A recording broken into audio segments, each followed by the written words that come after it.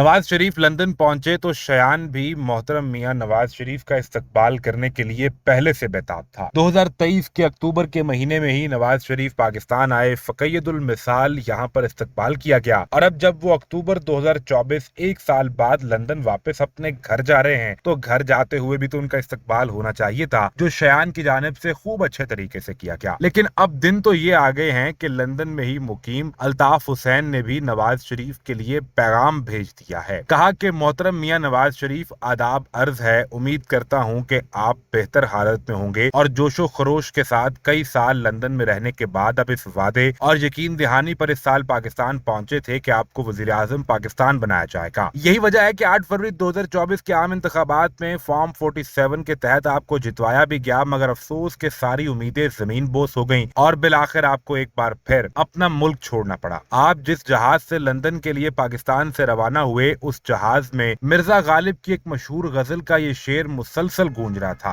कि निकलना खल्द से आदम का सुनते आए हैं, लेकिन बहुत बेआबरू होकर तेरे कूचे से हम निकले। ये वो पैगाम है जो अल्ताफ हुसैन ने नवाज शरीफ के लिए जारी किया है। यानी आप अंदाजा कीजिए कि जो शख्स खुद अगस्त 2017 से पाकिस्तान के अंदर इसका नाम लेने और तकरीर करने पर भी पाबंदी है, वो नवाज शरीफ को 8 फरवरी 2024 के इंतखाबात आईने में दिखा रहा है। और नवाज शरीफ का अब जाना भी बहुत जरूरी हो गया था, क्योंकि 25 अक्टूबर के बाद वाली तब्दीली कितनी भारी पड़ सकती है ये भी मैनेज करना था। सबसे पहला फैसला जो नए आने वाले चीफ जस्टिस याहिया अफरीदी ने किया, वो प्रैक्टिस एंड प्रोसीजर के तहत बनने वाली कमेटी को दोबारा से तरतीब देना था। जस्टिस काजी फाइज ईसा ने अपने आकाओं को खुश करने के लिए इस कमेटी में से जस्टिस मुनीब अख्तर को निकालकर जस्टिस अमीनुद्दीन खान को शामिल किया तो डॉक्टर शहबाज गिल ने नई कमेटी का नोटिफिकेशन जारी कर दिया और कहा कि आहो मियां साहब ऐसे ही नहीं दौड़े। वजह यह थी कि जस्टिस याहिया अफरीदी ने जो कमेटी तरतीब दी, इसमें 3 जजेस शामिल हैं, खुद chief justice Yahya Afridi, senior तरीन प्यूनी जज जस्टिस सैयद मंसूर अली शाह और जस्टिस मुनीब अख्तर वापस कमेटी में आ गए, जबकि जस्टिस अमीनुद्दीन खान को इस कमेटी से फारिग कर दिया गया है। मुमकिन तौर पर यह भी कहा जा रहा है कि जस्टिस अमीनुद्दीन खान को आईनी बेंच का सरबराह लगाया जा सकता है, लेकिन बाकोर्ट मैटर्स का फैसला तो अब इसी कमेटी के अंदर होगा।